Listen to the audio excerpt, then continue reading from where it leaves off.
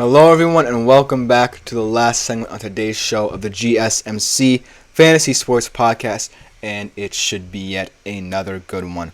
We are transitioning from the NFL Week 1 betting preview to the Week 2 betting preview of what should be a fascinating Week 2 in college football.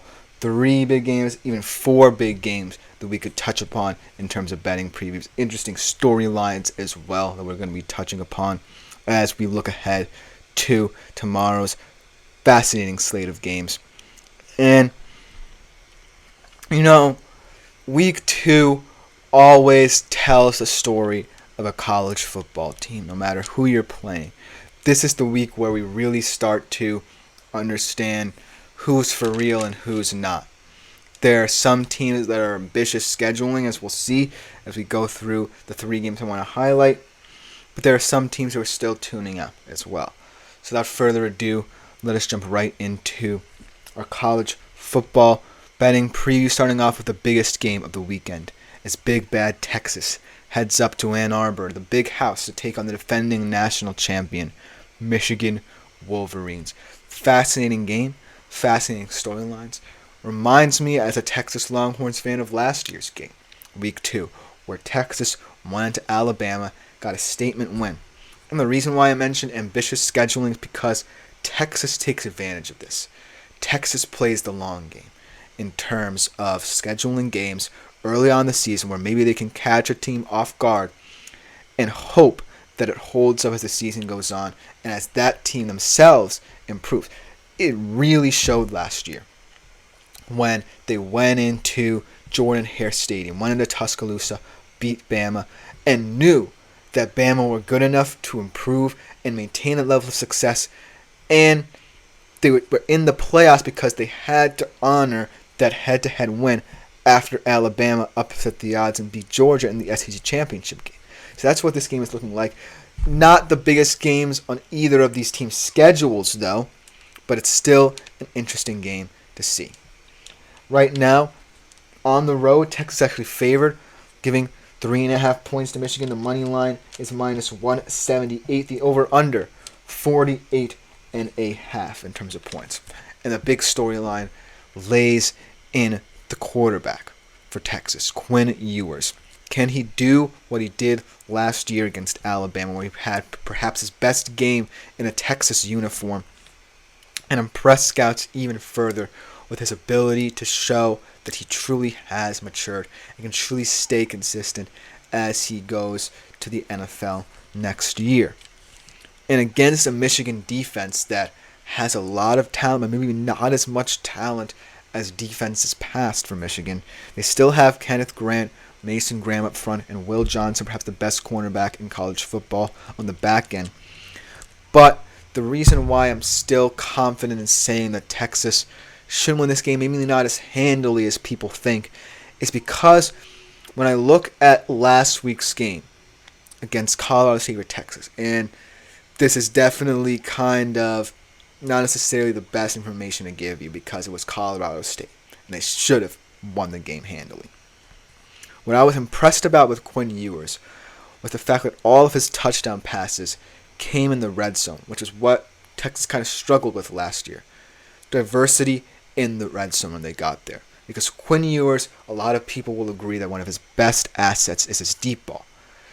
Breaking down the defense vertically. Threatening the defense vertically. It was what he did last year against Alabama.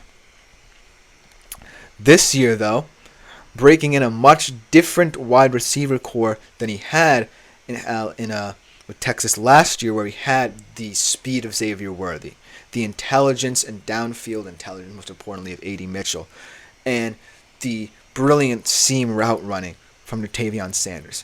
Now it's Isaiah Bond, fantastic route runner, fantastic red zone threat. Matthew Golden, probably the speedster in this offense, but can still run a solid route. And Silas Bolden, who will perhaps profile as the vertical threat. So it's going to be interesting to see if Quinn Ewers and Texas offense gets a lot of opportunities in the red zone, how they go up and match up against this defense. That's where I'm more excited. In terms of Michigan, I think the X factor is a guy a lot of people are underestimating, and that is tight end Colson Loveland, because They're going to try to win this game on the ground. They're going to try to grind Texas defense down. By the way, Michigan's offense shouldn't underestimate Texas defense. Texas defense is more than capable of putting their offense in advantageous situations. But at the end of the day, Michigan's offense is going to try and tire out this Texas defense by grinding the ball on the ground. But you're going to need some kind of outlet if you're either Davis Warren or Alex Orji to pass the football. And Colson Loveland is your main hope at the receiver position to do just that. Who knows? Maybe Sharon Moore will try and keep up with Texas, and maybe he'll have Davis Warren throw the ball more vertically down the field. But at the end of the day, I think that in terms of Michigan's game plan, they need to think about a contingency plan if the run game isn't working. And Colson Loveland seems like the perfect outlet. But at the end of the day, it's all going to come down to Texas's red zone offense, Michigan's game plan, and Quinn Ewers. If Texas' red zone offense is effective, if they can even get to the red zone and score from that vantage point, then they're already ahead of the game. If Michigan's game plan is going to be ground and pound on the ground, do they have an outlet in third and long, third and short situations as a receiving option? And then Quinn Ewers, can he do it again? Those questions are going to need to be answered in order for me to give you. But that being said, I'm taking Texas. I think they'll cover, and I think the over should hit because I think Texas's game plan of making this a shootout will be the predominant one. I think that I'm more confident in just taking Texas outright than saying that this game will hit any over. But transitioning to the next game on the docket this week in Colorado at Nebraska. Now, if this was the 1990s, when both of these teams were consistently in the AP top 10, this game probably would have meant a little bit more, but it's still a very exciting game because of the many different storylines here. Nebraska's at home in Lincoln, and they are giving 6.5 points. Money line minus 200, over under an impressive 56.5. Now, I think this is all going to come down to the quarterback battle because both of these quarterbacks are very solid. In redshirt freshman Dylan Raiola, who last week had a fantastic performance, 19-27, 288, 2 TDs, and Isaiah Nair, who was of Wyoming, had injury problems at Texas, fame, coming in, consistent transfer, immediately developing that rapport. They have a solid foundation in offense. Their O-line is great. Their D-line is pretty consistent as well. On Colorado's side, you perhaps have the best 3 players in this game in Shedeur Sanders, Travis Hunter, and Jimmy Horn. So you just got to get all 3 of those guys going. They perhaps are lacking in terms of offensive line depth at the moment. Their defense should be steadily improved at this point. But I think that this game is going to be a shootout, and it's going to come down to which quarterback can stay the course, which quarterback can rely on this wide receiving core. I'm not confident that Nebraska will cover the spread, but I actually think that they'll win this game. It's at Lincoln. There's a sense of rejuvenation in the system. Matt Rule is responsible for a lot of success at the college level in terms of the second-year jump.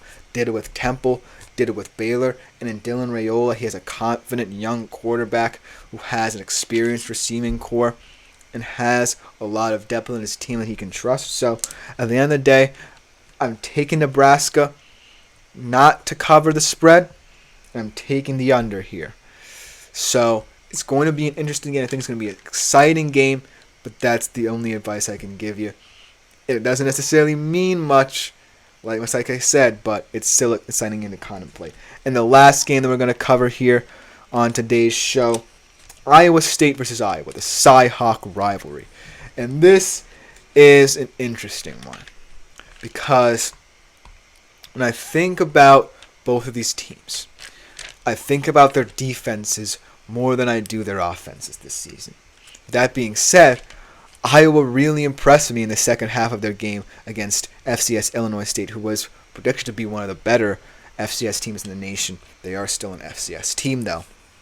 But at the end of the day, the bottom line is this is going to be a very physical game. Whatever you get, like an in-state rivalry, it's always going to be physical. It's almost like a divisional game in the NFL. Both these teams not even in the same conference, but they are still going to be very physical with each other.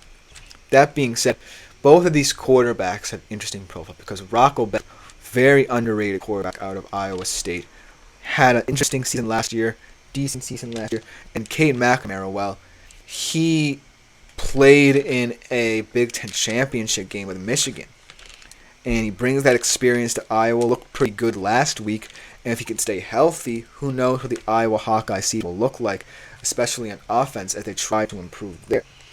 But I think this game will come down to which defense is better, and Iowa State, as someone who's watched a lot of Big 12 football, as a Texas fan, Iowa State's defense has to be one of the most physical and dominant and hard to score against in the entire Big 12, and that's not a joke. So I think this game can be dragged to Iowa State's advantage. Thus, I'm not taking Iowa in the points here. I'm taking Iowa State outright. The over-under, yeah, it's a moot point at this point because the joke is going to be this game is going to be very low scoring. But I still think these offenses have a shot. But I will take the ISU money line here as well. Should be a good game. Should be a fantastic week. Let me know what you think about this week in college football in the comments. But that will just about do it for the show and the week here on the GSMC Fantasy Sports Podcast. Thank you all for tuning in to today's show.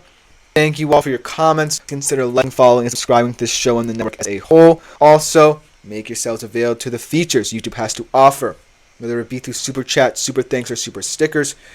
Anything you do for the show, the network, me and my fellow podcasters are greatly appreciated. That being said, I've been Chris Shepard. This has been the GSMC Fantasy Sports Podcast. We'll be back on Monday, same time as usual, 3:30 p.m. Eastern Standard Time.